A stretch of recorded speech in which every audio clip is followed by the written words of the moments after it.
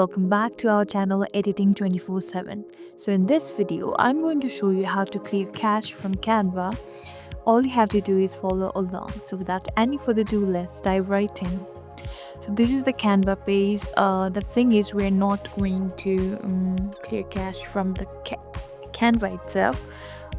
In fact, we have to go to the Google. So this is the page. Let's go to the three dot bar and let's scroll all the way down and go to the settings option, and here go to privacy and security, and here is the option of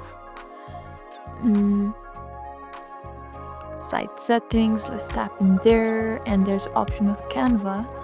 Let's tap in there, and all you have to do is tap in the delete data. That way your cache would be all cleared, and this is how you clear the cache. I hope this video was helpful. If so, don't forget to like, share and subscribe to our channel. Thank you for watching, and we'll see you in the next video.